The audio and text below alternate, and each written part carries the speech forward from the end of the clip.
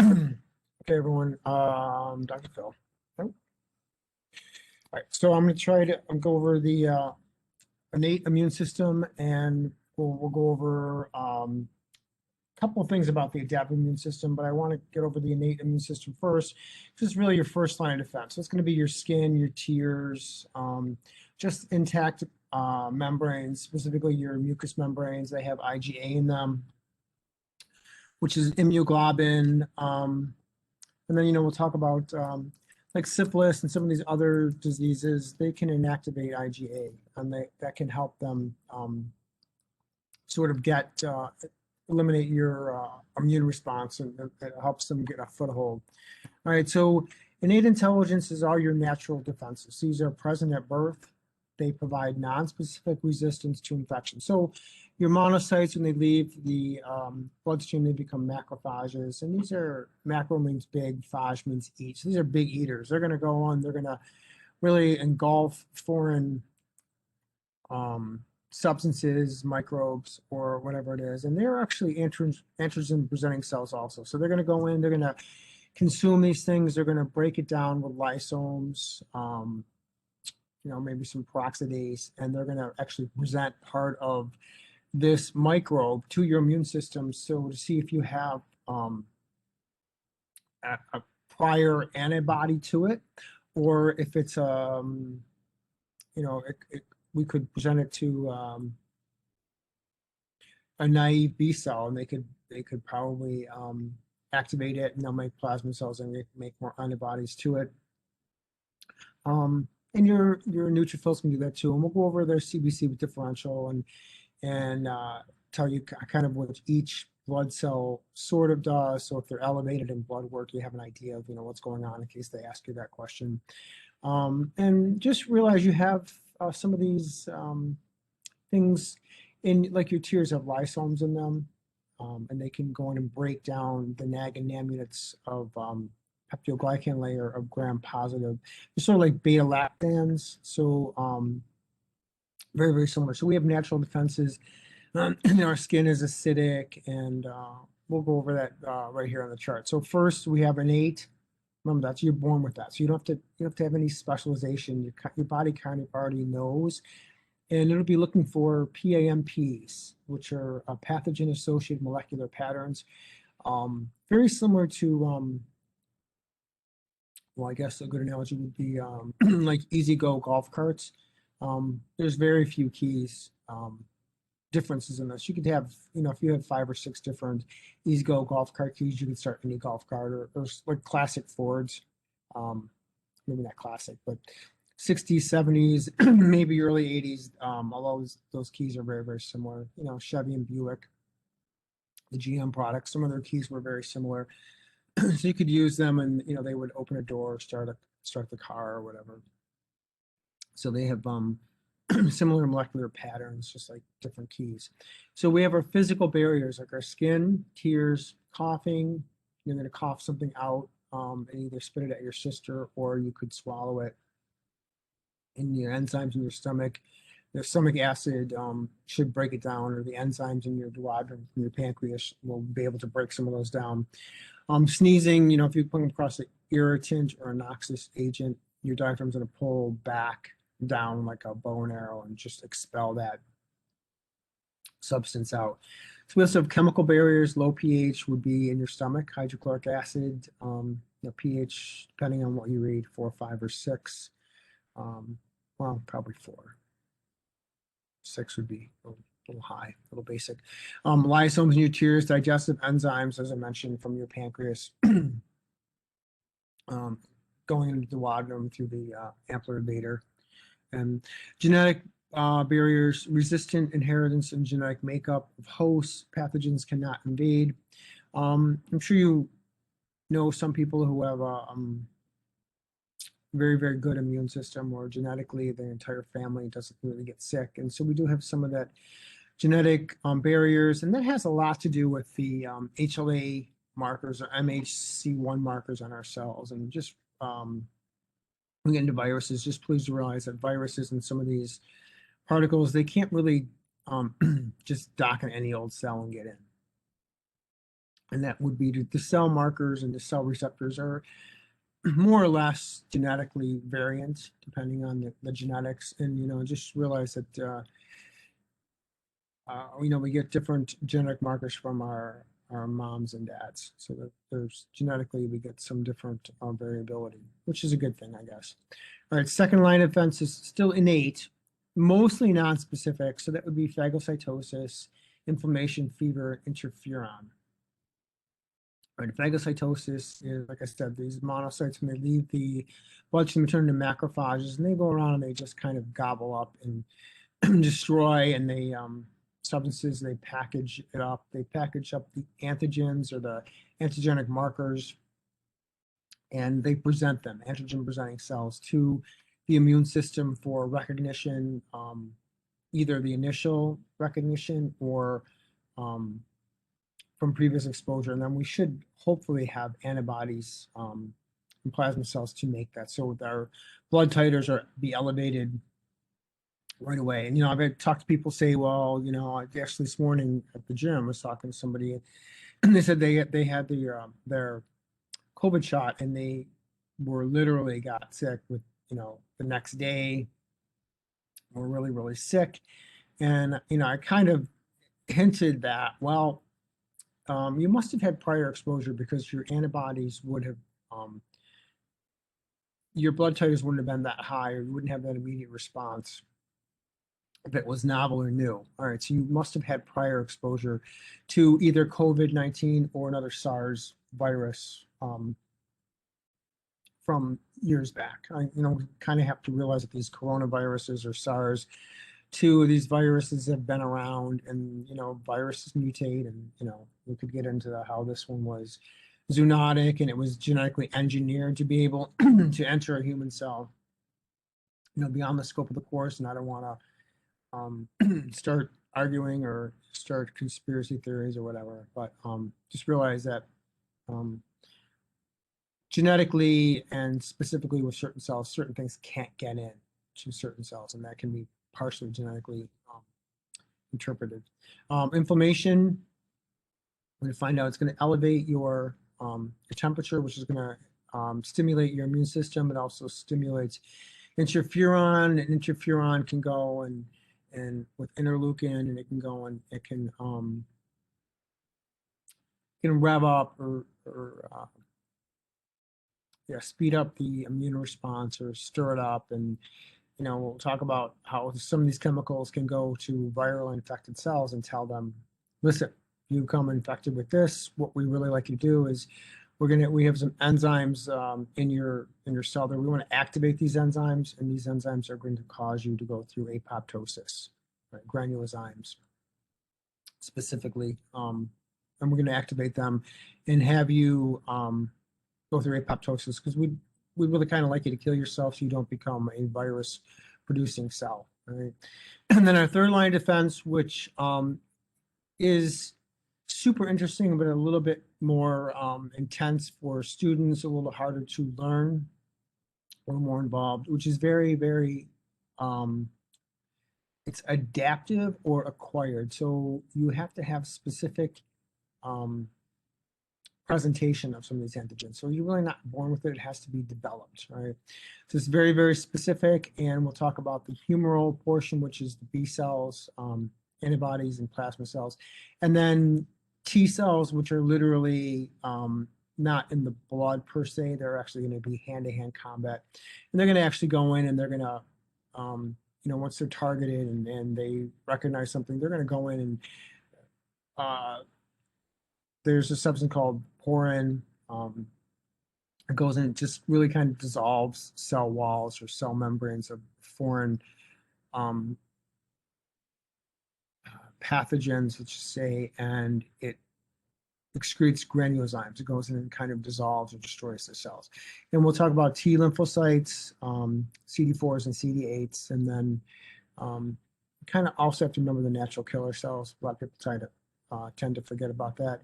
And we also have things called CD8 suppressor cells, all right? And they're really going to go in and they're going to kind of suppress the immune system so that we don't really attack our own cells. Now, realize that when we talk about autoimmunity or immunity, that we do have some cells that we kind of do have to destroy some of our own cells when they become worn out or defective and they don't want to go through apoptosis. We do sort of have to have a way of cleaning up stuff, but sometimes with autoimmune diseases, they go haywire. Or we're talking about super antigens by some of these microbes later on that can go in and they just literally trigger your CD8 cells to go absolutely ballistic. So it's kind of diversionary. We could get into politics and how, when there's all these things going on, it's a diversionary tactic. So maybe we don't really know what's going on with certain things in the country. All right. So the same thing with the T cells. They're going to activate them and have them go absolutely crazy so that the immune system is busy and it doesn't have to actually go after the pathogen. So it's a form of a virulence factor. All right, I'm going to try to use my magic pen now. Kind of working. All right, so yeah, embedded videos don't work, of course. All right, so defense mechanisms of the host, and you be the host. Protect the body against pathogens. The immune system relies on a multi-level network of physical barriers, immunologically active cells, and a variety of chemicals. So we'll talk about, what are your physical barriers? Your skin, your mucous membranes that surround every part of your body that's exposed to the external environment. So that would be GI tract, respiratory tract, reproductive tract, respiratory, did I say that? So these are all lined with mucus, and they have IgA in them. Our goblet cells are going to very, very sticky. They're going to trap pathogens. And IgA is immunoglobulin A. It's an antibody. And it generally will go in. It can go in. It can opsonize things or neutralize it. So opsonizing it'll kind of tag these things for the immune system to recognize. Or if it's a pathogen, we can go in and we can neutralize it. So we actually cover up all of their receptors so they can't dock on anything. Right? We'll talk about that coming up too. Just want to make sure that you guys hear this more than once. All right. So, hopefully it'll trigger some of this. All right. So immunologically active cells. So immunologically active cells can be your B cells. They're naive if they've never been exposed to something before. Or your T cells. Your T cells are very, very specific, and they only attack things with a very specific antigenic marker on them. And we'll talk about MHC1, MHC2 markers. One's going to be very specific for each organism, like us. HLA markers and MHC markers are very, very specific to just you, unless you have an identical twin. Then both have the same ones. And MHC2, which are antigen-presenting cells, have to present the antigens. And then we could talk about, plasma cells are going to be producing antibodies after their initial exposure of the B cell. B cell, we'll talk about how your body can take all your genetics and kind of shuffle it. And they'll make B cells, quick pick a bunch of B cells to be able to make specific antibodies to something that they've never even encountered, never even heard of, just in case the off chance that they're exposed to it, then they get activated and they start just dumping out antibodies. And then we have memory cells, which keep the recipe in the filing cabinet.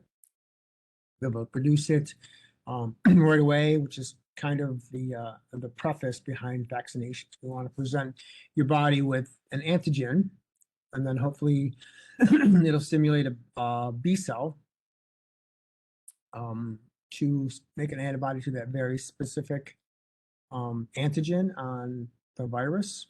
Right. So then the antibodies, they have more than one site, so they could actually, if they antibodies we'll see have, if there's like a Y, they have two sites. So if we can get one to attach to one, let's just say it's a virus, one to attach to one virus and one to attach to another. and then another one attached to that, and we can get them to clump together with glutenate, or we can, like I said, we can opsonize it, we can go tag it, put a little like LED light on it to say to the macrophages, look here, this is, come get us. Or we can go in and we can just bind up all the receptors so they can't land, especially if it's a virus. If we bind up all the spikes on the, SARS virus, the corona spikes, then that virus can't actually dock on a cell because all of the receptors are jammed up. All right, so your first line of defense, and we'll talk about a variety of chemicals, so interleukin 1 or 2, which can stimulate memory cells and stimulate the immune response, and things like that. So first line of defense is any barrier that blocks invasion of a portal of entry, non-specific. All right, so it can just be, just your skin. Your skin will block most things. It's got a little bit of acid, acidity to it, has a little bit of salt concentration usually. It also has our microbes on it, our microbiome. Unless you're one of these people that likes to shower 4 times a day, which is a little bit ridiculous unless it's absolutely necessary. You want some microbes to be living on your skin. So if you do come across something potentially pathogenic, it's got some competition. It can't just, get there and there's no competition, so it can just thrive like crazy.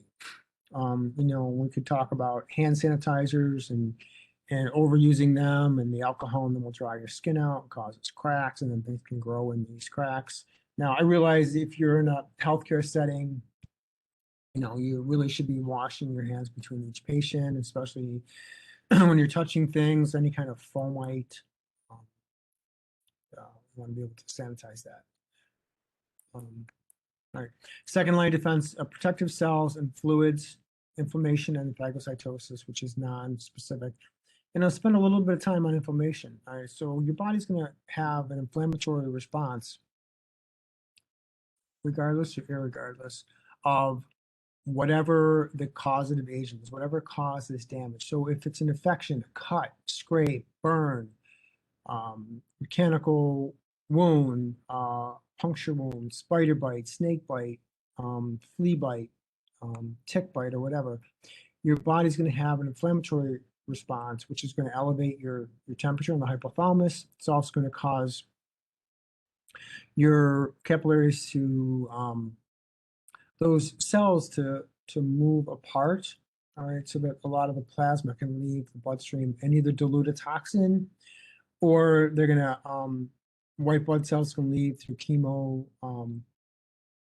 chemotaxis. So your damaged cells will give off these chemical signals, and the white blood cells will leave the bloodstream following this chemical gradient, which is pretty amazing because they don't have, they don't have Wi-Fi, they don't have texting capabilities. So your body's going to do all of this amazing stuff by concentration gradients. Right?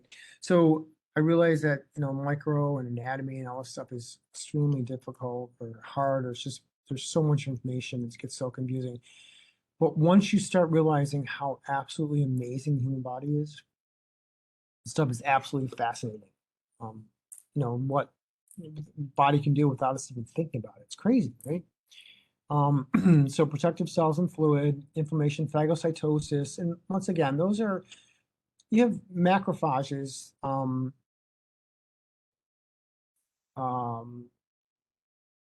phago means to eat, so macrophage, phagocytosis, they go in and they just devour things. And they're devouring pathogens, or, if you have white blood cells that died or neutrophils that were attacking something, and then when they die, they actually throw off these things called NETs, neutrophil entanglement. Oh, crap, I can't think of it.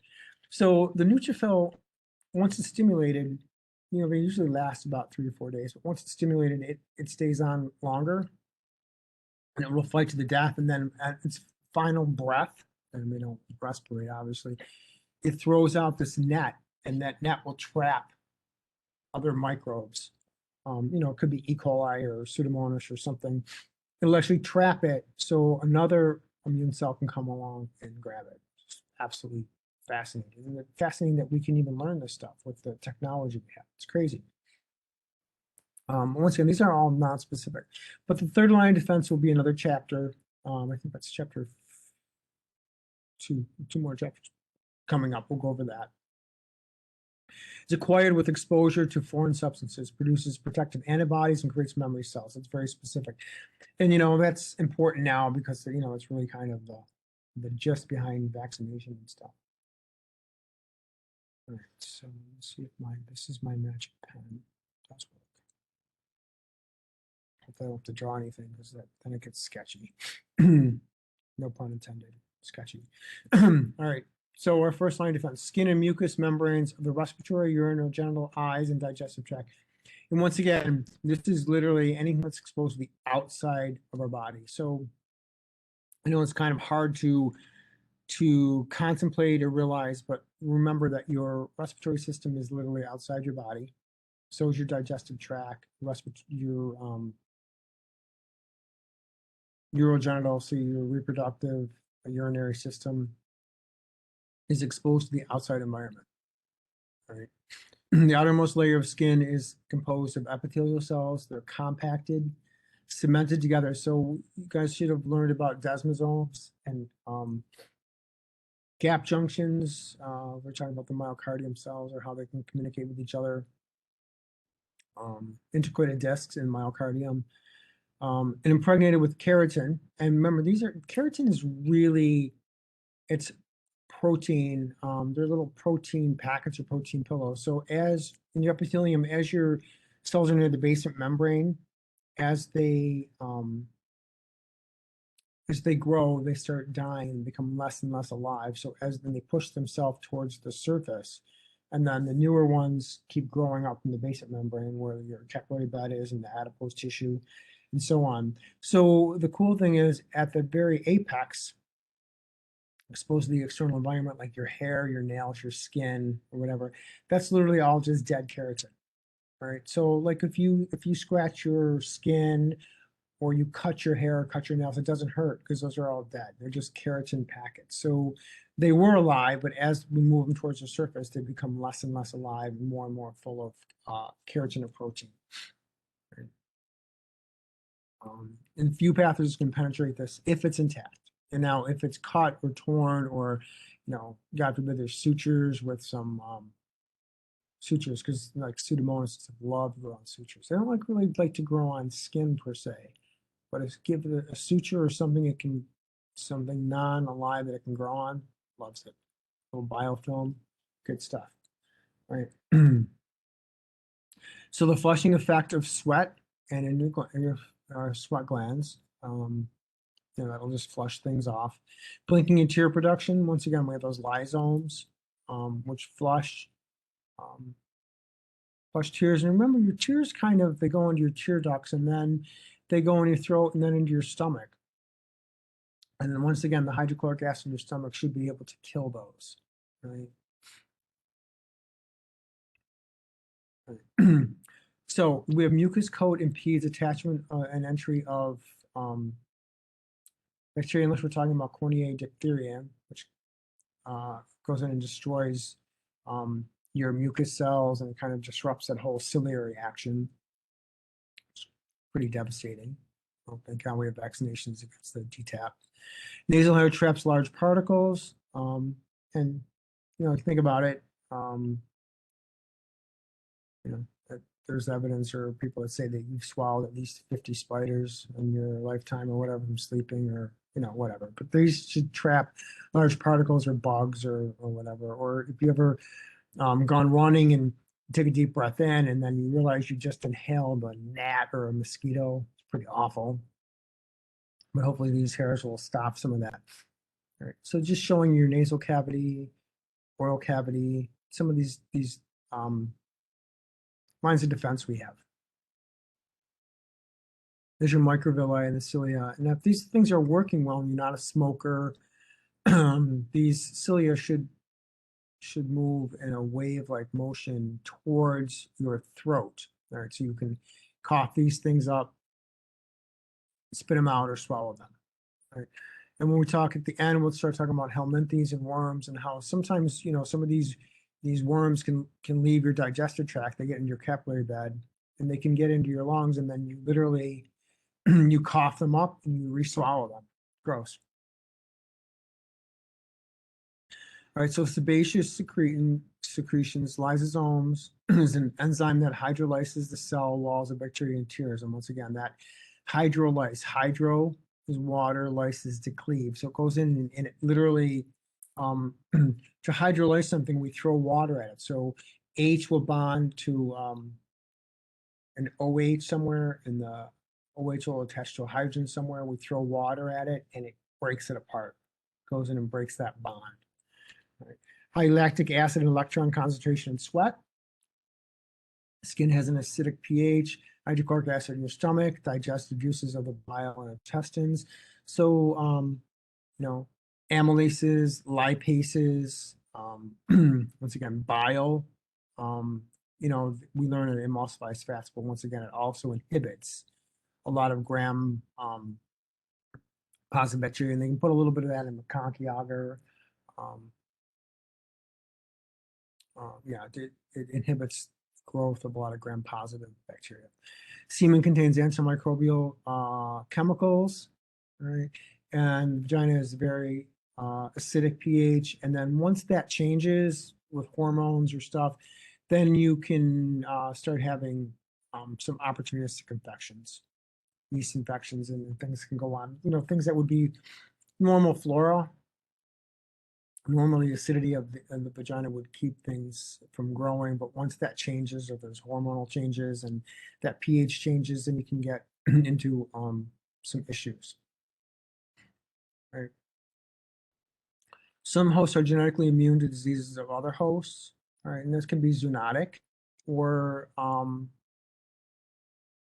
don't want to get too much into it because I don't really know that much about it, but there are some diseases or things that are more susceptible to certain genetics or certain races. And in the political climate right now, I can't really, I'm afraid to say male, female, Asian, African American, or if I'm using the politically correct term, or someone will say they're offended by it. But you also have to remember,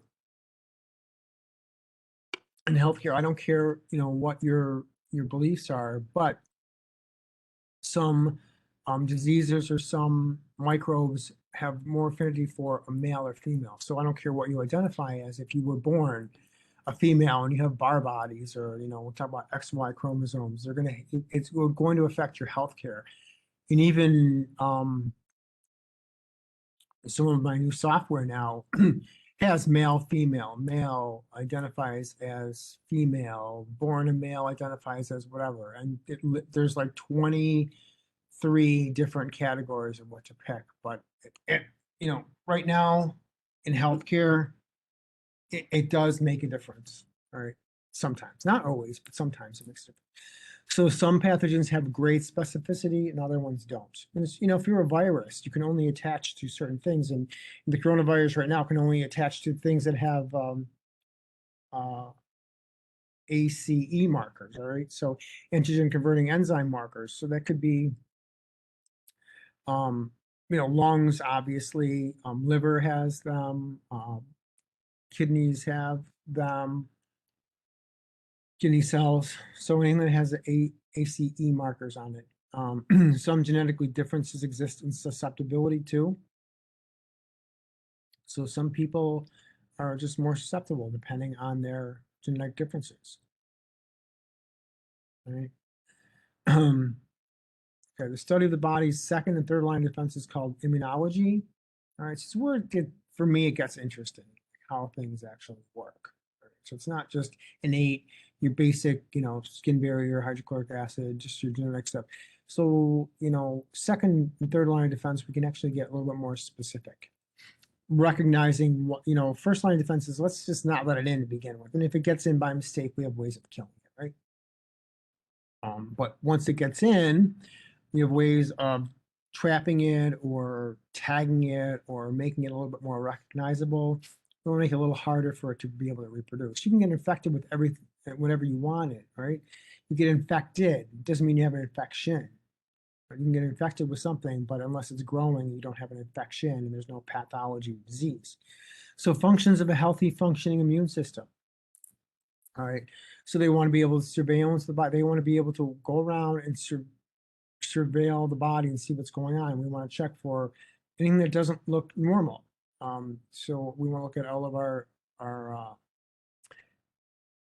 HLA or MHC1 markers, and our T cells, when they leave our bone marrow, they kind of go to the thymus and they have to decide, are going to be a CD4 cell or a CD8 cell or a suppressor cell, technically.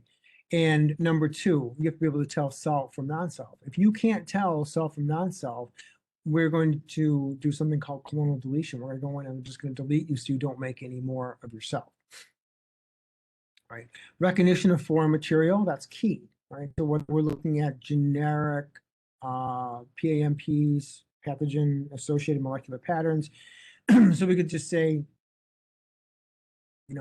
I'm just pulling this out of my head, but any gram-negative bacteria or any gram-positive bacteria or any virus or any type of helminthes or a flatworm or roundworm, they're all going to have similar markers on them. So these cells will just say, well, I that doesn't look right. It doesn't look anything like a human cell. So we're going to go in and just get rid of it. All right. Destructions of entities deemed to be foreign. So that could be it's gram-positive, gram-negative bacteria. If it's a protozoan, if it's Giardia or an amoeba, or even yeast, like fungus. Those are eukaryotic, they're relatively large, but we have to have a way of dealing with those. All right, so contact with self cells, white blood cell, we're not telling, I'm not saying which one it is. It could be any of them, theoretically. They say, oh, these guys look normal, all right? And there's no reaction. But this is a white blood cell that's coming across a pathogen recognized receptor. All right, so these are just, we're saying this is one of those pathogen-associated molecular patterns on a generic, we don't have to name this microbe, but this macrophage is going to go and engulf it, engulf the whole thing. It's going to break it up, destroy it, and it's going to take little bits of the particles of it, and it's going to take this, it's going to package it up really nice and beautiful. It's going to present it to your antigen presenting cells, or it's going to present it to your B cells in your lymph nodes or somewhere, right? So their job is to, the antigen presenting cells, they're going to literally package it up, and they literally will go to the lymph node and present it to a B cell in hopes that through that genetic shuffling of your genes and these B cells, that we're going to find one or two B cells that actually be activated, but naive B cell would be activated by this. They get activated, they get super excited, they start pumping out antibodies, and then they say, oh, this is so cool. I'm going to make plasma cells, and I'm going to make a memory cell or memory cells so that I can proliferate this cell line. So if I ever come across this thing again, I automatically have the immunoglobulin or antibody, a recipe for it. I can pump them out like crazy. Super cool. So the immune system is a large, complex, diffuse network of cells and fluids that penetrate into every organ tissue. So we're going to be looking at something here called the reticular endothelial system. So this is going to be outside your capillary bed and all your interstitial fluid, and things hang out there like cartilage cells and fibroblasts, and they just sort of hang out there, and they're just waiting for a pathogen to come along. And if a pathogen comes along and we have an antibody recipe for it, that's great. If not, we're going to macrophage will come in and destroy it and package it and bring it to the lymphatic cells, or we could do chemotaxis. We could stimulate the immune response to speed up the immune. Yeah, we could speed up the immune response with interferon, raise the temperature, speed up your metabolism, we get more plasma to leave your bloodstream in case we need. proteins for healing, or in case, you know, for diapoesis, we want to have these white blood cells leave your bloodstream and come out and fight. Okay. We have our extracellular fluids, and that can mean any fluid outside of a cell. So theoretically, that could be plasma and synovial fluid. But for right now, we're going to say it's just interstitial extracellular fluid. So whatever fluid your cells are floating around it. Because, you know, your cells have to go through, you know, cellular respiration. They have to be able to bring in glucose and molecules and produce ATP, and then expel carbon dioxide and waste, so we can make carbonic acid, and then we can run that whole pH balance thing. Right. And then we have our bloodstream, right, where we're going to have all our components. So please realize your bloodstream is there to get everything to everywhere. We don't have Uber or Lyft or taxis or bicycles or whatever. We need to get something somewhere. We don't have SUVs. It all has to somehow get into your bloodstream and then be able to leave your bloodstream. And, you know, through, I think we talked about hydrostatic pressure pushing it out, oncotic pressure pulling it back in with that albumin. Whatever superfluous stuff is still there, you know, we can build up a little pressure gradient outside the capillary beds, and then your lymph nodes, that those valves open, the fluid goes in, the pressure equalizes, the trapdoor shuts, and then as you move, like the valves in your veins, it pushes everything in a one-way direction. Sort of like putting well, I don't want to say like a tennis ball in a tube sock and just pushing it in a one-way direction. Okay? And then we have our entire lymphatic system, which has a definite immune reaction to the lymph nodes. And just remember to, because I never told you, it does create, sorry, it's really dusty here. It is there to get some of these small lipids from your digestion into your bloodstream through microchylons, and they can get them into your, we kind of can engulf them around protein. We can package them like M&Ms with some protein, get them into your bloodstream, and then recirculate them through the body. Because, you know, lipids and plasma don't really mix. Uh-oh. Just, who knows? Yeah, okay. Video embedding thing. All right, so white blood cells. Your leuco means white, cyte means adult cell. So a blast is generally always going to be an immature cell. A cyte's always going to be an adult cell. And then kind of realize too, some of these sites can revert back to blast if they need to proliferate or grow. Specifically, also fibroblasts and chondrocytes can turn into chondroblasts, and they kind of survey. They're really surveying that endothelial reticular system, right? Just looking out for what's going on. These have an innate capacity to recognize and differentiate any foreign material, right? So non-self would be foreign. So that can be anything. You know, it can be a worm. It can be any bacteria, any virus, bacteriophage, you know, whatever it happens to be. Self would be normal cells of the body, and they should all look relatively normal. And specifically, your T cells and B cells should be able to recognize self and non-self.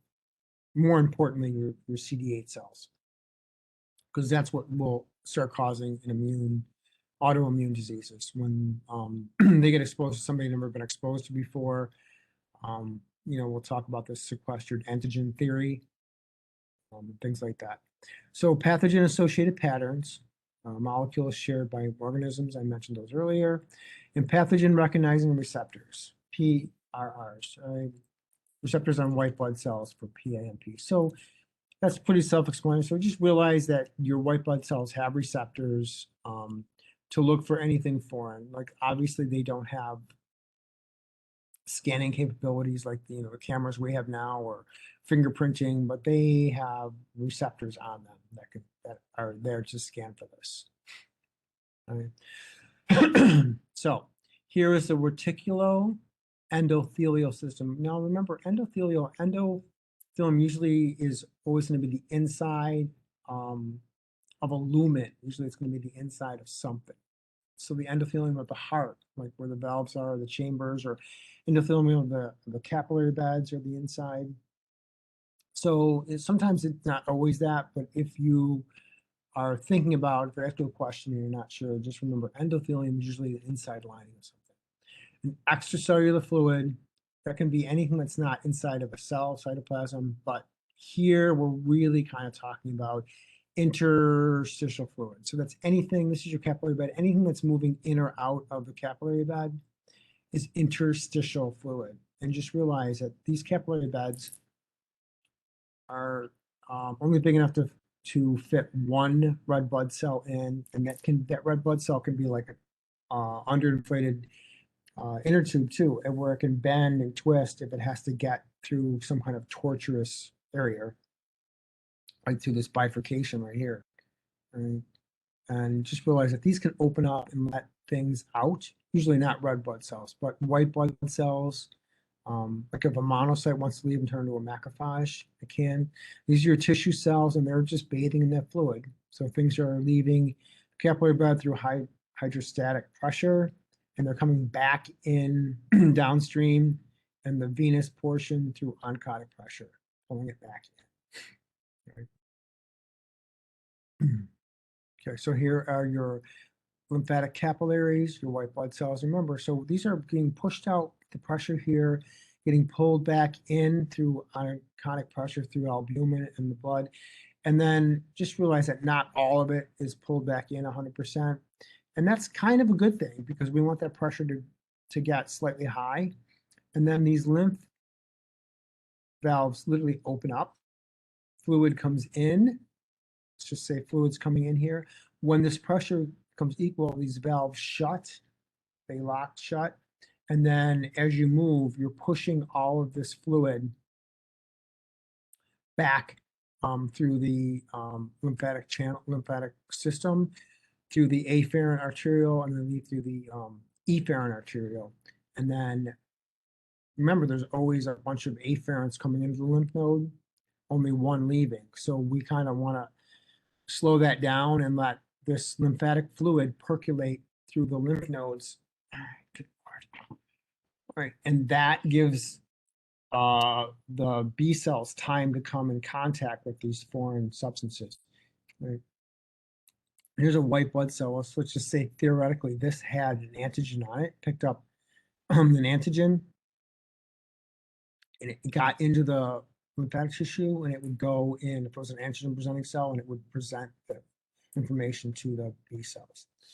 Right, so it's a network of connective tissue fibers that interconnects other cells and meshes with the connective tissue network surrounding organs. Right, so this is, you know, I'm sure in A&P hopefully they showed you reticular fibers, and then you probably saw like tendons with collagen, which was very, very structured and thick and layered, sort of like, I don't want to say lasagna, but similar to that.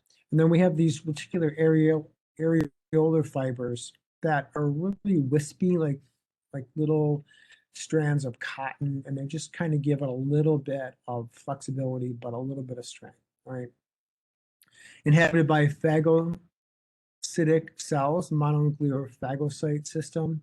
Remember, phago eat, cytic kind of means to kill, all right? Cytotoxic or bactericidal means to kill. Macrophage is ready to attack and ingest microbes that pass the first line of defense. So their job is just to survey and kill the voracious appetites, right? So we'll go over to some of the white blood cells and kind of what they do. So if they say, you know, your patient's CBC with differential has elevated neutrophils, which the likely cause, well, that's usually a bacterial infection, or elevated eosinophil, that's usually usually classically, if they ask you for a parasitic infection, that's always the answer. If that's not down there, then it's allergies, right? So it can do both. All right, and then remember that your mast cells are related to your eosinophils, I'm sorry, your oh, okay, I can't think of it right now. Yeah, they're going to produce histamines, or they're related to your eosinophils, but they're anchored to tissue. All right, so white blood cells consist of plasma-informed elements or blood cells. Serum is a liquid portion of blood after a clot has formed minus clotting factors. So if I order blood here, let's say I order sheep's blood or bovine blood or something, it's defibrillated. So they take the fibrin out of it. All right, so fibrin is that fibrin is in your blood, unactivated. Once we activate it, it'll turn to fiber, which is your blood clots, or your scab formation, or causes your blood to clot, or literally fibrinogen will some of the chemicals will actually grab things, so they're going through the bloodstream and cause them to stay and make a plug per se. So plasma, 92% water, metabolic proteins in it, globulins, so these are immunoglobulins, all right, IgA, IgE, IgM, all right. Clotting factors, we want those. We want blood to clot outside your bloodstream, never inside. If you have intravascular coagulation, that is pathogenic, and that could be from LPS, lipid A, the cell, yeah, the external cell wall of gram-negative bacteria. We'll talk about that. Causes some pretty horrific things. Hormones and all other chemicals and gases to support normal physiological function. So just realize in your blood, whenever I ask students, what's in your blood? Oh, stuff and things, Dr. Bill. Well, that doesn't tell me much. All right. But please realize anything you could possibly need is floating around your blood, because if you need it, we don't usually have time to make it. It's floating around your blood, and it might not be activated, but it's there. So if we have the raw ingredients, we can activate it. It's kind of like like if you had like a cake mix, all right, and just add water, put in the oven. We say it's inactivated, it's floating around. All I have to do is grab it, add some water, throw it in the oven, and I got a cake. All right, we don't have time to make all this stuff. All right, so anything that your cells need for metabolic function, any hormones you need to activate or inactivate are floating around, either activated and they leave your bloodstream contingent upon the receptors for the specific hormone. Okay. Hemopoiesis. Now that term, I think there was like 3 questions on one of the exam. It's just saying, it'll say hemopoiesis or bone marrow, or say,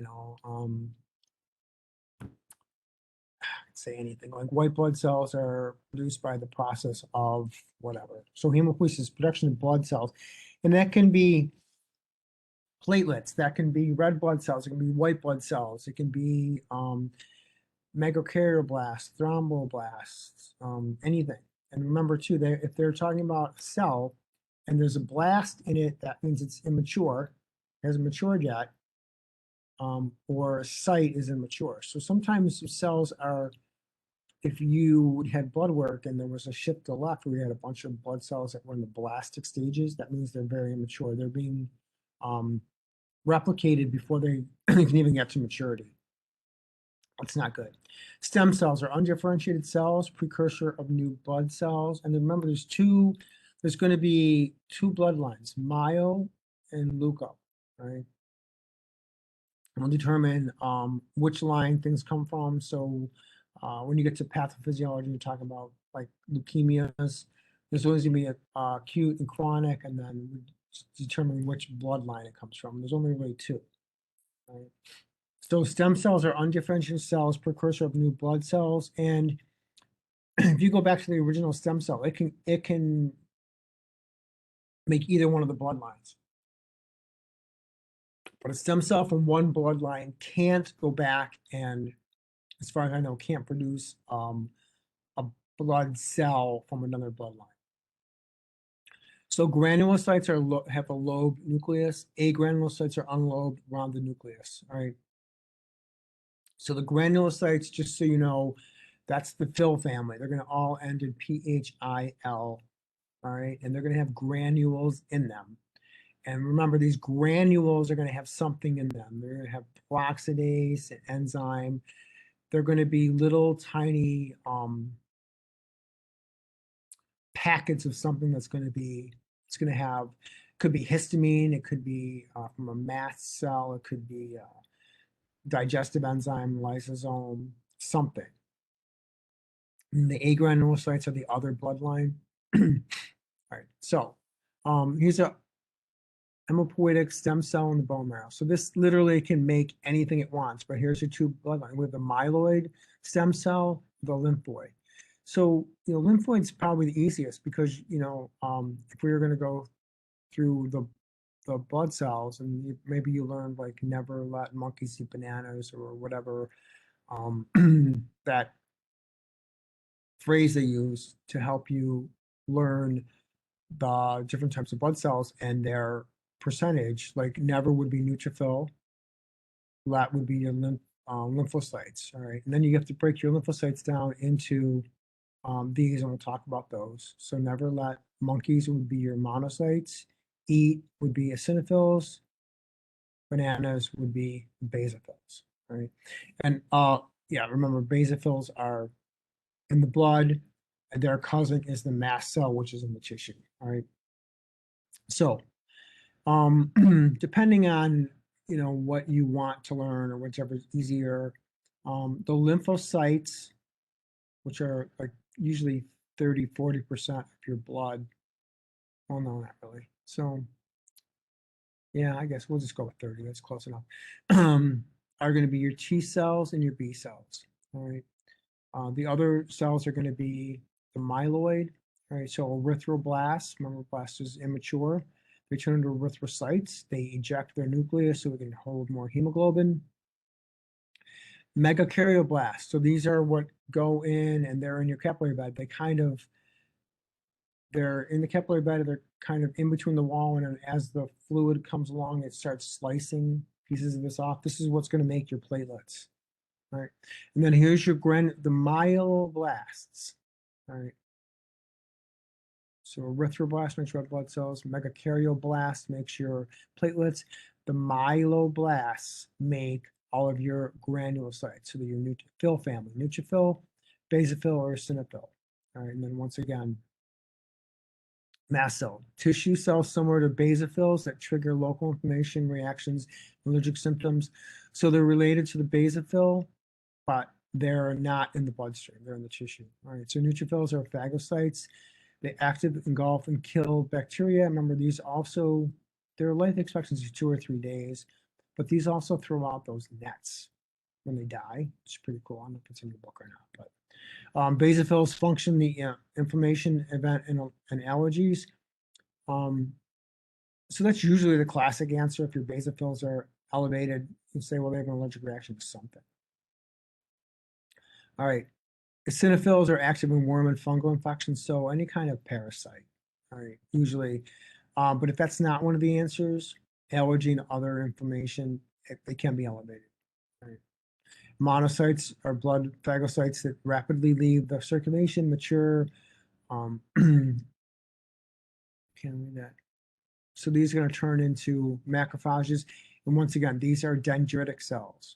And dendritic cells are cells in your tissue that are antigen presenting cells. They're going to go along, they're going to engulf, capture anything foreign, and they're going to present those particles or the antigenic particles to your immune system.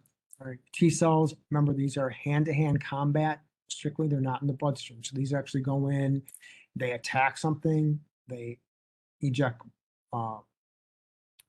perforin, which actually perforates the cell, and they eject granulozymes into the cell, which breaks it down and kills it.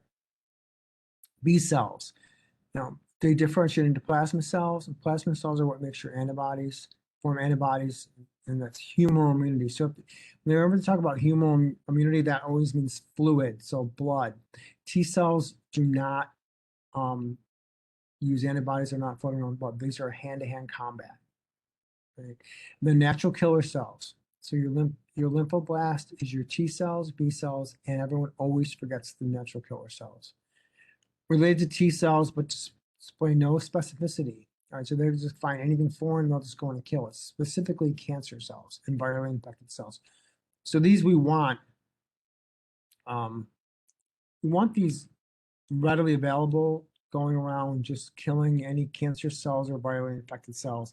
And once again, we want the virally infected cells to die so they're not producing viruses, because viruses are intracellular parasites and they need a living tissue to replicate. That's why it's so hard to study them, because we need to grow them in eggs or something that's a viable substance. So neutrophils, here's never let monkeys eat bananas. And I always learned like the percentage 60, 40, 8, 3, 0. All right. And I know that comes to more than 100. So, but that's roughly, what the percentage should be. So neutrophils, 55 to 90% lobe nuclei with lavender granules. All right. Phagocytes, they go in to kill things. And they have lavender granules. But when they first started naming these, they named them neutrophils because they didn't really stain that well. So they were just neutral. That's why they called them that. Eosinophils is red. The dye eosinophil, eosin is red. They're orange. So these are orange granules. They're bilobe, destroy eukaryotic pathogens. So that's always the number one answer is pathogen. But if that's not there, the next best answer is allergy or inflammation. Basophils, remember, these are, well, mast cells are related to them. These are the least populous. Constricted nuclei, dark blue granules, basal, all right, release potent chemical mediators. These are like histamine, prostaglandin. So this causes, these really, really elevate your immune response. All right, and if you've ever taken an antihistamine, it kind of blocks that. And antihistamine, histamine's there for normal inflammation, but if it's overly dramatic, like a drama queen or whatever, you want to stifle that a little bit, take a little antihistamine. Right? And mast cells are very similar. These are non-mobile elements bound to connective tissue. Right? All right, so here's lymphocytes.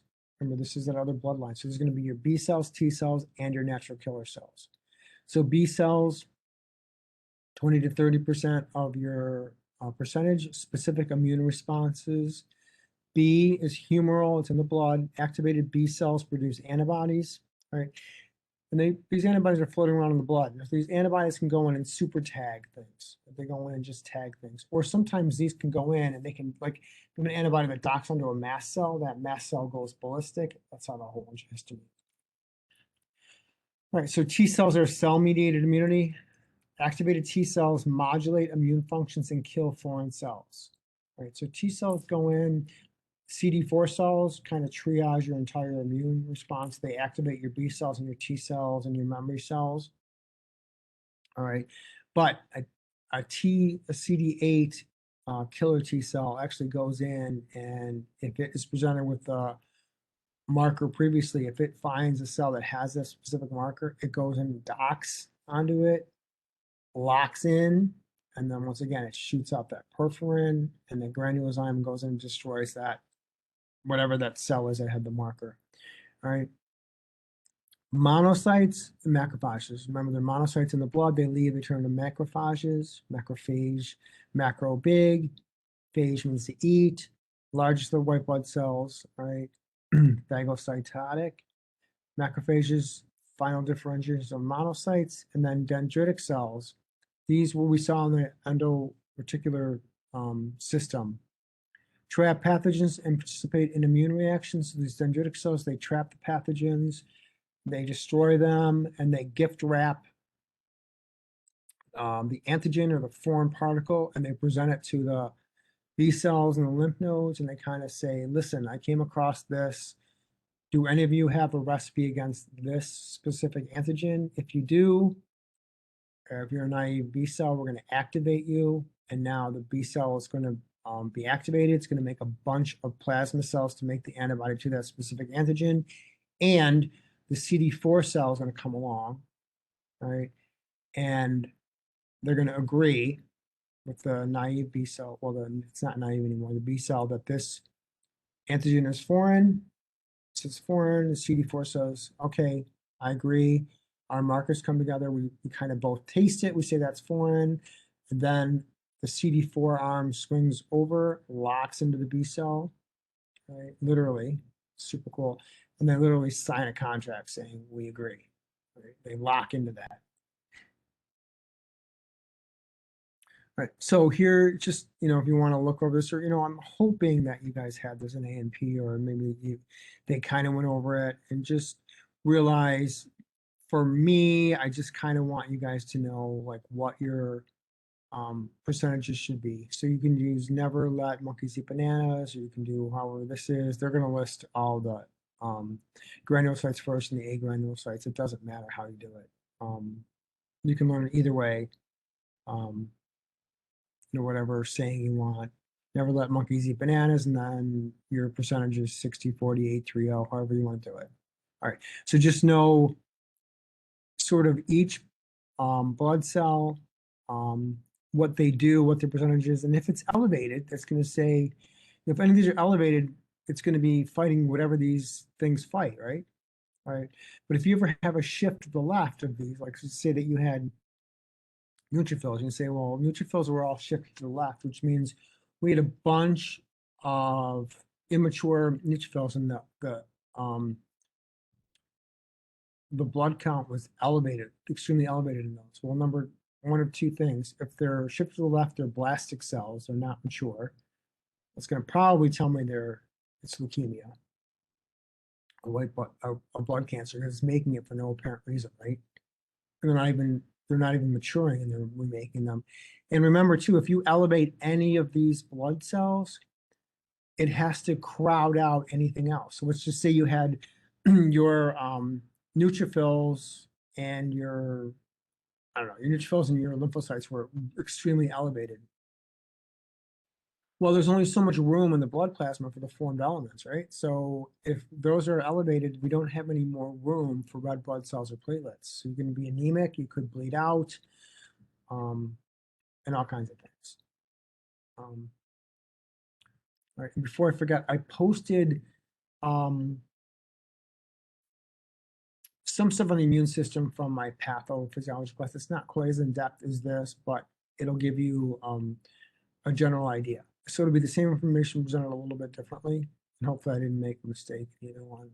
But if I did, just shoot me an email and I'll edit it. All right, so erythrocytes develop from bone marrow, stem cells, they lose a nucleus, simple biconcave sacs of hemoglobin. And remember, they eject the nucleus for more room for hemoglobin.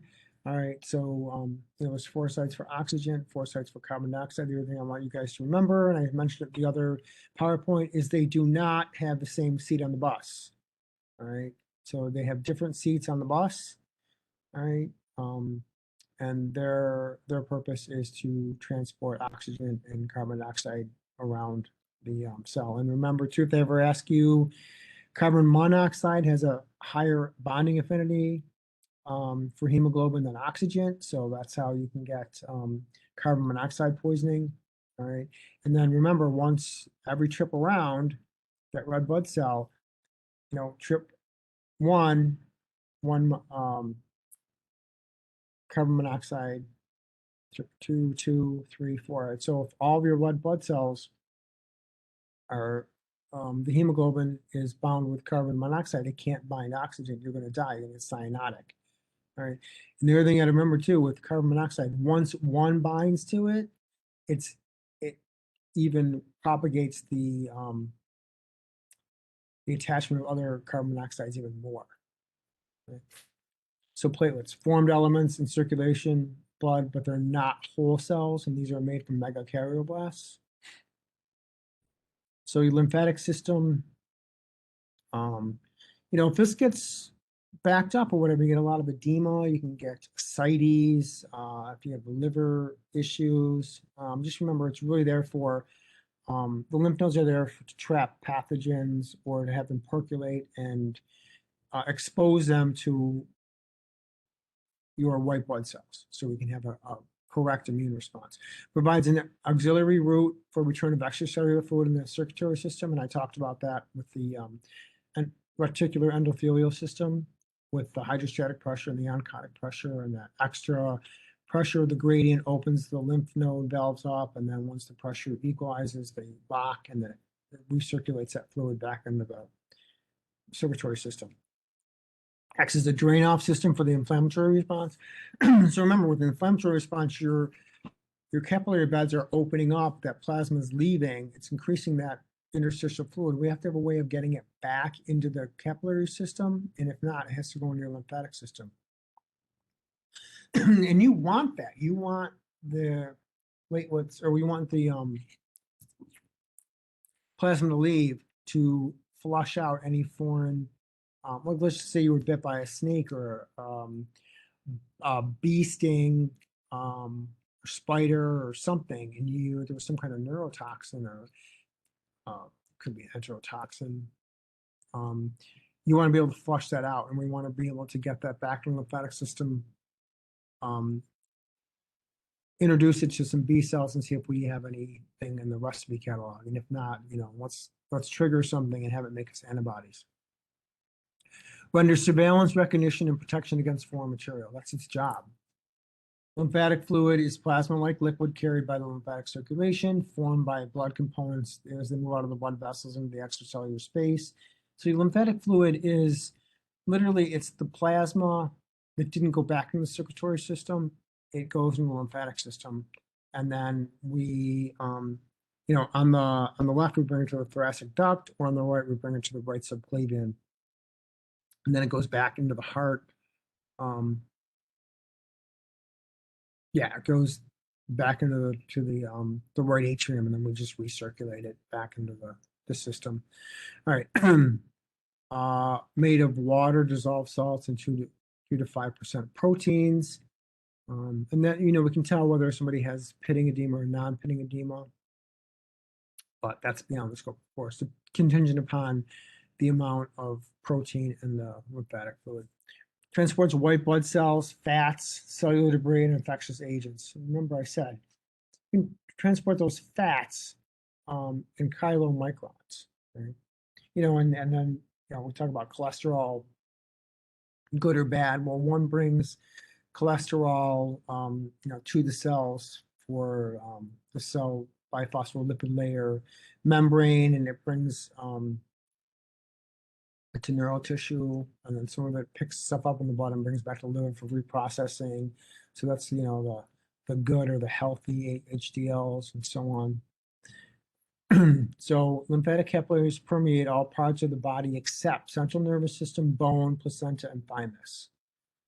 Right. And just realize that your central nervous system has glial cells, astrocytes and things like that, they have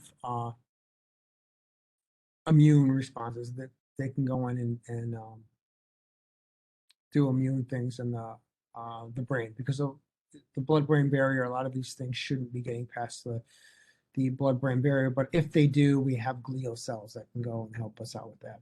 So thin walls easily permeate by extracellular fluid, which is then moved through the contraction of the skeletal muscle, very similar to your veins. And remember too that, not a great diagram, but realize that usually each lymph node, or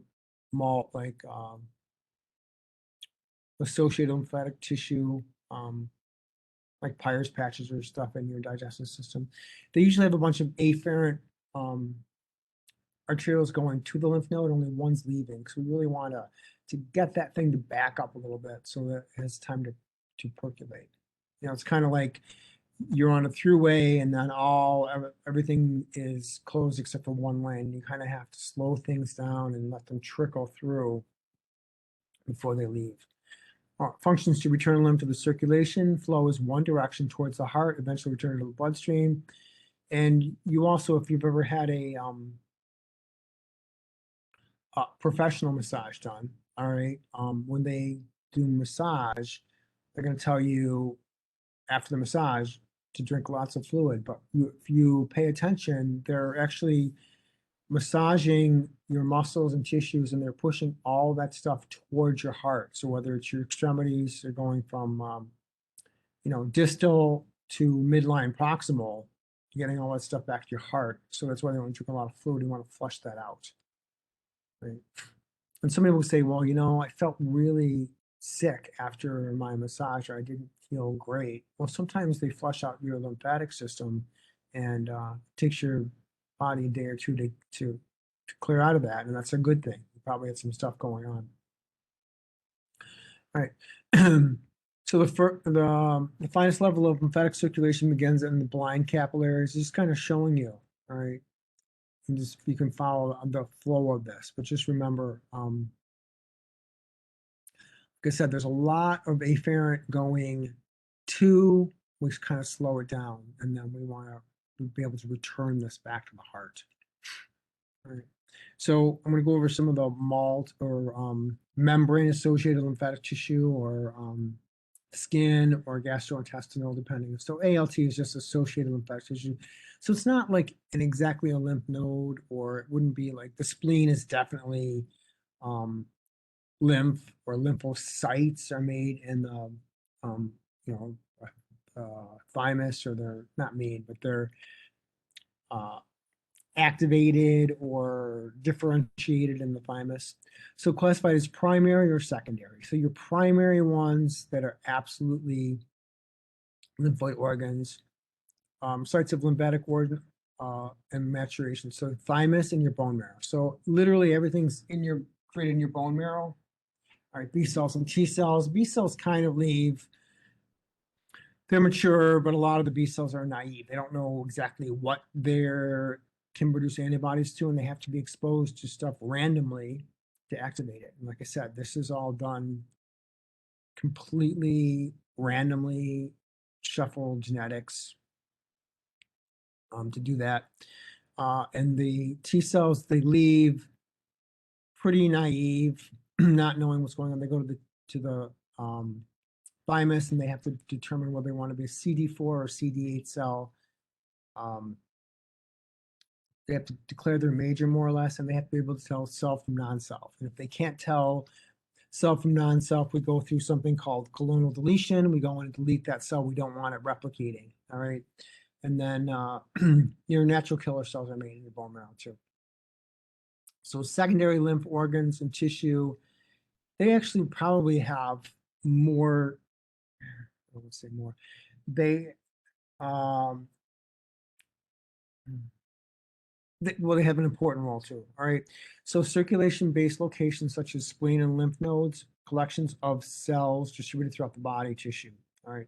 Skin, mucous membranes. All right. So you say, well, why do I have to know that? Well, think about this for a second. Anywhere you have skin, gastrointestinal, or mucus associated lymphatic tissue, like your something in the throat. Oh my God, I can't think of it. Your tonsils. Yeah.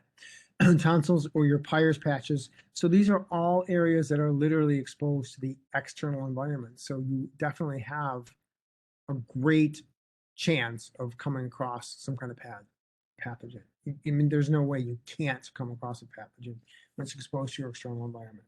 So you want these small lymphatic secondary organs there, so we can percolate these pathogens through these areas and stimulate B cells, because we want to be able to produce an antibody, and we definitely want memory cells in case we get exposed to it again.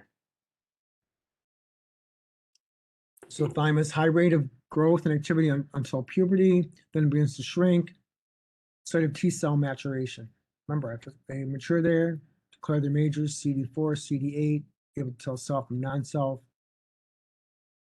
When you get to be my age, my later 50s, behind the sternum and in front of the heart is the thymus gland. It's going to be very hard to see. All right. If you dissect the cat, thymus gland's relatively easy to see in a young cat, and their spleen usually is humongous. It's unbelievably big, right? Especially if they're feral cats, right? Because they're exposed to all kinds of stuff. So lymph nodes are small, encapsulated bean-shaped organs stationed along lymphatic channels and large blood vessels in the thoracic and abdominal cavities. So we want these stationed all over. So as we're percolating the lymphatic fluid, it has a way of trapping it and getting exposed to B cells. Spleen structurally similar to lymph node, filters circulating blood to remove worn out red blood cells every 120 days or so and pathogens. And hopefully in A&P they told you about, the white and red part of the spleen. White's going to be for the immune function, white blood cells. The red part of the spleen is going to be for your red blood cells, wearing out your old, worn out erythrocytes. And then once we break those down, we want to keep those components. So the hemoglobin, heme is iron, Fe+1. We want to save that. We want to reuse it so we don't get iron deficiency anemia. And then the globulin, that protein portion, we're going to reuse that too. And sometimes, we always are going to run that through the liver. All right, so it's going to be conjugated or unconjugated. We turn it into bilirubin, then we run it through the liver, conjugate it, and then we turn it into bile. Okay. Little side note, non-testable, but heard it. So actions of the second line of defense, we want recognition, inflammation. First of all, you have to be able to recognize it's foreign. Okay, hold the fire alarm. We want inflammation. Then we want to be able to engulf it. All right, tag it. We're going to shoot out some interferon, which is a chemical, and then we'll complement. So complement's relatively complicated. So all of that you guys know about is agglutination, opsonization, and neutralization. So neutralization, we kind of jam up all the receptors. Optimization, as I said before, was a way of tagging it. We want to just draw attention to it. And then agglutination, remember your antibodies are like a Y. There's a heavy portion and light portion, the VC unit, which attaches to the epitopes. So that part is going to attach. And if we can, it's got two parts. So if we can attach one part to one microbe and one part to another, we can clump these all together in agglutination, then the immune system can't ignore it. It's huge. So agglutination, or like with bad blood transfusions, we can agglutinate that too. So inflammatory response, I'm going to go over this a little bit. We'll go over it again in pathology, but realize this is absolutely key. Any type of damage, and without this, we wouldn't be able to, the body wouldn't be able to respond as quickly. So redness. So we're going to say, what are the signs of inflammation? Redness, warmth, swelling, pain. Well, what causes each? They'd love to ask you that. What causes your redness? What causes your warmth? What causes the swelling? What causes the pain? So redness is increased circulation and vasodilation in injured tissues in response to chemical mediators. So we're going to have inflammatory response. We're going to send out chemical signals because we can't Wi-Fi and text. We send out chemical signals. They're going to say, okay, damage. We don't know what it is yet.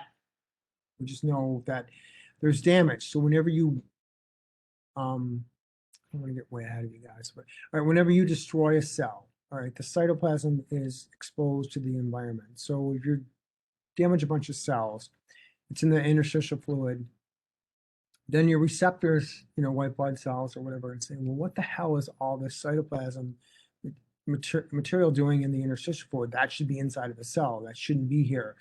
So the white blood cell says, oh, crap, something's going on. I need help. Sends out the signal. So it's response to these chemical mediators. And these chemical mediators are inside of your cells, and when they rupture or damage, they're exposed to the interstitial fluid, the external environment, and then it kind of triggers that. Warmth, heat given off by the increased blood flow. Right?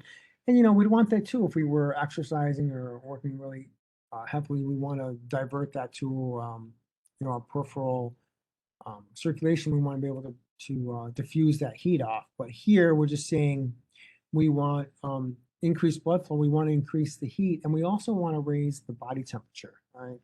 So by raising your body temperature, you're going to trigger the hypothalamus. that fever, like number one, a lot of microbes only like a certain temperature range to grow. And it also, that increased temperature, a little bit of fever, is going to increase interferon and increases your immune response. All right. So, we don't really want to have the discussion, or I would if you guys were in class, discussion. And all right, so your child has a temperature of 101. Do you give them antipyrogenic, or do you let it run its course? Well, my theory is you really want to monitor anything above 103, 104, ice bath or whatever, depending on what your thoughts of what the counter medications are. But we want to let it run its course. If the kid's gonna be healthier, as long as you're not screaming and pulling on their ears if they have an ear infection, or screaming at the top of their lungs. Just give them something to play with and let it run its course. Swelling, increased fluid escaping into tissues as blood vessels dilate. Edema, so we want that. Blood vessels dilate, capillary beds open, plasma comes out, white blood cells, microbes, debris, and fluid collect to form pus, prevents spread of infection. And then we can talk about Staph aureus has hemolysis. It goes in and it starts cleaving red blood cells, makes a great big blood clot, and then it's so smart it hides out in the blood clot because the white blood cells are going to say, well, that's a blood clot. That's normal, leave it alone, and then they can reproduce inside of that. It's pretty cool. Pain is stimulation of nerve endings. So realize the only thing in your body that can sense pain is your dendrites of your peripheral nervous system, and they're going to send that information to the homunculus so you can locate where the pain is. You have that map of your brain, the cerebral cortex, and the frontal lobe that tells you exactly where the pain is, so you know where the pain is, right? And you can irritate those dendrites, send the message by like pressure on it, tissue damage, or any kind of inflammation or pressure, or increase in interstitial fluid, puts pressure on these nerve endings. And also remember that each one of these nerve endings, depending on whether it's a carcinoid, corpuscle, Merkel cell, or whatever, they're going to be very specific for a certain temperature, certain pressure, or certain, each nerve ending is very specific for certain things. So, a nerve cell can't determine cold and pressure. It can only determine one or the other. Right, so there's just kind of the events of inflammation. Right. All right. So just kind of realize these are kind of what's going on. I'm not going to test you guys on all of this, especially some of these chemical mediators. All right. But they will ask you, like, what does histamine do? That increases inflammation. Bradykinin, prostaglandin, these are pain sensitive chemicals. They're going to increase pain. So without pain, you wouldn't pay attention to things, right? So, we kind of move towards something pleasurable, move away from something painful. So vasodilation, increased permeability of capillaries and veins. We want to be able to bring more nutrients or whatever we need to the area.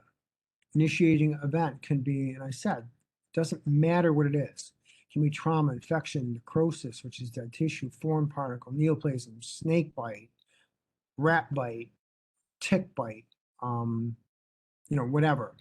It's going to, the initiating event is going to cause all of these things. Chemotactic actions, so chemical actions. That's a chemical gradient. Our cells are activated by this. So cells migrate to sites of damage. Remember, the damage is the cell or tissue is damaged. The cytoplasm inside of the cell is ruptured, exposed to the outer environment. That increases the concentration gradient of those chemicals or proteins or enzymes that shouldn't be there, so the cells know where to go. Right? Neutrophils are major phagocytes, platelets, all right, for clotting, macrophages to eat, lymphocytes respond specifically to certain pathogens. And here's substances with chemotactic effects. So endotoxin. That can be something you consume, all right, in the stomach. Platelet activating factor, leukotriene, right, it's white cell activating, right, mast cells, bacterial peptides, proteins from bacteria or PAMPs are foreign, right. Cytokines, interferon and interleukin are going to call things to the area. Some products of arachidonic acid metabolism, that's in your biphospholipid layer. And this is how Tylenol works. It actually blocks this chemical cascade. Sounds stops pain. Diapoesis, I used that term before, a migration of cells out of a blood vessel into tissue. Right. But no, whether they're white blood cells or monocytes going to turn into macrophages, or if they're neutrophils newly formed that want to leave the tissue. Chemotaxis, migration in response to specific chemicals at the site of injury or infection. So this is chemotaxis. And remember, these chemicals, if it's from damaged tissue or the cytoplasm of the cells. Anyway. All right. So pyrogens, initiated by circulating pyrogens, which will reset the hypothalamus to increase body temperature. Always a good thing. Signals muscles to increase heat production and vasoconstriction. So if you ever had the flu or you're sick, I've never had the flu, so I don't know, but apparently you can shake, or you have involuntary muscle contractions to increase heat production. And you want to do that, you want to elevate the temperature. Exogenous, exo means from outside sources, right? Oh great, more patience. Sorry, exogenous pyrogens, products of infectious agents, those are for outside. Endogenous, these are from inside, liberated by monocytes, neutrophils, macrophages during phagocytosis, interleukin and tumor necrotic factor. All right, so these are substances inside your body that were liberated or released from monocytes, neutrophils, and macrophages while they were consuming something. So they consumed something and they liberated these chemicals to let you know what's going on.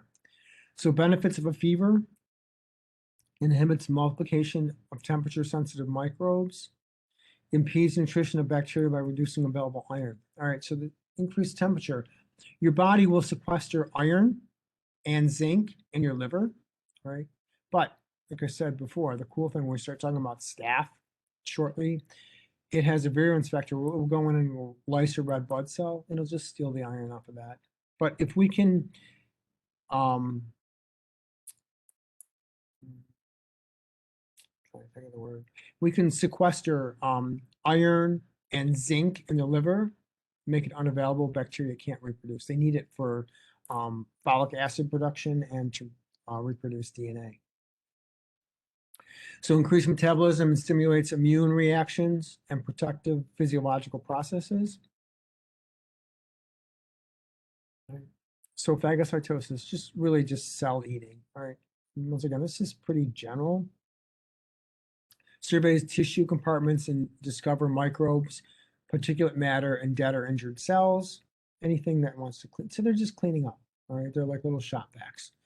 To ingest and eliminate these materials, to extract immunogenic information from foreign matter. All right, so here's the important thing. They're going to go in, consume something, they're going to extract or take away anything that's immunogenic or anything that will stimulate the immune response. So any foreign antigen or any foreign molecule that's not self, it wants to present this to the immune system. So we know if we come across this anywhere, we know it's foreign, we want to make antibodies to it immediately so we can tag it and get the immune system to come over and be a phagocyte and consume it. Or if we can trigger, take that antigenic particle and convince a CD4 cell to tell a CD8 cell, this is foreign. So the CD8 cell says, okay, that's foreign. We're both going to taste it. My CD8 arm's going to come along, swing, attach. We're going to confirm, sign a contract, this is foreign. Now, I have that antigen on my MHC receptor, when I come across that on a foreign substance, I agree, I dock onto it, I lock onto it, perforin and granulozymes, I kill it. Super cool. Right. So neutrophils, once again, these are general purpose, react early to bacteria and other foreign materials and to damaged tissue. These are always the first on the scene. These are your pawns or your general issue GI Joe, general issue soldier. They fight. Life expectancy isn't that long generally, and these are the things that shoot out those nets when they die, which is super cool. Eosinophils attract the sites of parasitic infection and antigen antibody reactions. All right. So once again, if they ask you if parasitic infection, worm, something, yeast, something parasitic is there, that's the answer. If not, it's always going to be antigen antibody reactions or allergy. All right. So eosinophils can do a lot. All right, but they have granule. All right, so they'll attach to a worm and they'll just keep hitting it with stuff over and over again. It's kind of like just hitting something great big with a little tiny hammer constantly. You get enough of those attached to it, you'll actually kill this great big thing. And these parasites are huge in comparison to these cells. Macrophages derived from monocytes, scavenge and process foreign substances to prepare them for reactions with B and T lymphocytes. So they're going to be antigen presenting cells. They're going to go in, consume, they're going to present that foreign immunogenic whatever to your immune system. Recognition of foreign cells. You mentioned this, I think slide 1 or 2. You're looking for those PAMPs, pathogen associated molecular patterns. Right? So protein receptors within cell membrane of macrophages, these are your antigen presenting cells, and dendritic cells too, and some neutrophils have this too, but we won't get crazy. These are called toll-like receptors, detect foreign molecules and signal the macrophage to produce chemicals to stimulate the immune system. All right, macrophage comes along, it comes across a pathogenic molecular pattern, says this is foreign. All right, the macrophage is going to release cytokines, interleukin, and inflammatory mediators. Right? It says, I found this. I don't think you guys are aware. It's like pulling the fire alarm, or you guys are way too young to remember air raids, but we used to have, in grade school, they would, we'd have an air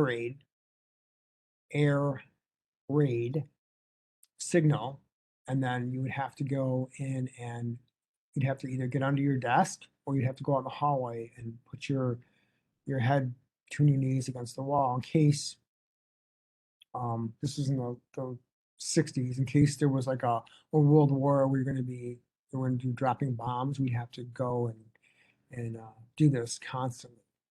Never mind. You guys can YouTube it if you want. All right. Mechanisms of phagocytic recognition, engulfment, and killing. So what's the mechanism? How do these phagocytes or how do these dendritic cells do it? Chemotaxis and ingestion, phagocytes migrate and recognize the pathogen-associated molecular patterns. They consume it. Phagolysomes. We learned about lysomes earlier, or you should have learned about them in A&P anyway. So lysomes would be, these are the macrophages or, monocytes, or they're going to have these vacuoles or packets with some kind of, it could be nitric oxide, it could be super oxygen dismutase, or we can hit it with O2 or O3 super oxygen and go in and oxidize the shit out of it and kill it. All right. So it kills these things within 30 minutes. And then we're going to take that and we're going to, oh, here it is. Oxygen dependent system, we're giving a respiratory burst. Liberation of lactic acid lysomes and nitric oxide. We can go and hit it with whatever we want. We kill it. Then we kind of sift through it. We grab the antigenic outside of it, whatever could be antigenic or whatever our white blood cells can come across in the future. And we present that to the B cells in the lymph nodes, and hopefully, like I said, a naive B cell will, it'll trigger something and then it'll produce an antibody and a plasma cell. And the cool thing is if we've been exposed to it before, we already have antibodies to it in the recipe file, and then our titers shoot up within 24 to 48 hours. Right? If it's a first-time exposure, it could take, 73 hours to 5 or 7 days before we have an immune response to it. Right? So we have to have exposure, then we have to start building up our titers. Right? So this kind of giving you a picture of how it's going to engulf it, digest it, break it apart. Anything that's, debris or garbage we want to expel, and then hopefully it'll get in our lymph nodes, or we'll go clean it up somehow. God, this has been on for 2 hours. Holy crap. Okay. Slide.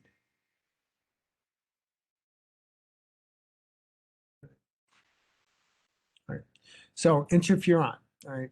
Small protein produced by certain white blood cells and tissue cells. There's alpha, beta, and gamma. All right. Alpha, lymphocytes and macrophages. All right. So that, just realize alpha, is usually the beginning of the Greek alphabet. So just say beginning, and that makes sense. Lymphocytes and macrophages will release that. Right? Beta, fibroblasts and epithelial cells, and then gamma would be the T cells, and that's the third letter in the alphabet. So producing response to viruses, RNA, immune products, and various antigens. They bind to cell surfaces and induce expression of antiviral proteins and inhibit expression of gene cells. All right, so interferon, if we come across a virus, or we come across RNA floating around in our interstitial fluid, that really doesn't belong there, right? That should belong inside of a cell or something. Any kind of immune products or anything foreign, all right, they bind to surfaces of these lymphocyte, macrophage. This would produce alpha, interferon alpha, if it's a fibroblast or epithelial cell. Beta, T cells will, if they come in contact with something that they've been introduced to prior, they're going to expel interferon gamma, and then this attaches to cells and kind of gives them an antiviral message. And sometimes it will increase the immune response, and sometimes it can tell the cell, if it has a virus, you know what? Remember the owner's manual? We had that thing called apoptosis. You got to go pull the safety lever and kill yourself so you don't produce any more viruses. And this will happen especially if a cell is infected by a virus, coronavirus or any other thing. We want that cell also to release interferon if possible, and signal cells around it. Listen, if you come across this, it's a virus, and we gotta go through apoptosis. All right, complement. I'm not going to get into a lot of this. All right, just kind of know that it's a cascade response like dominoes. And remember that the C, what would be C1A or C3A or C3B or whatever, these are named by how they were discovered, not by their literal chronological order per se. All right, so there could be some microbes that can cleave, C3A or some part of the cascade complement, and it'll stop this complement system, which isn't life or death, but it definitely, if it stops the complement system, it's one less thing we have against the microbe, and it's kind of more of like a virulence factor for the microbe. Gives that microbe a slight advantage over something else. Gives it more of a chance to propagate. All right, so classical pathway activated by the presence of antibody bound to the microorganism. All right, so really that's kind of what I'm going to be we're talking about. Alternate method begins when the complement proteins bind to the normal cell wall and surface components of a microorganism. All right, so just remember, once again, I'll only be asking you guys about optimization. neutralization and agglutination. All right. Okay.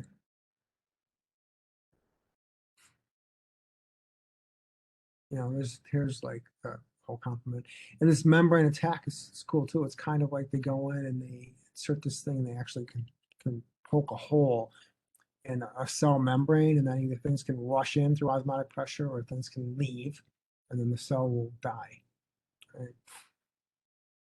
So I think this should be towards the end, but just kind of read through this and be familiar with that.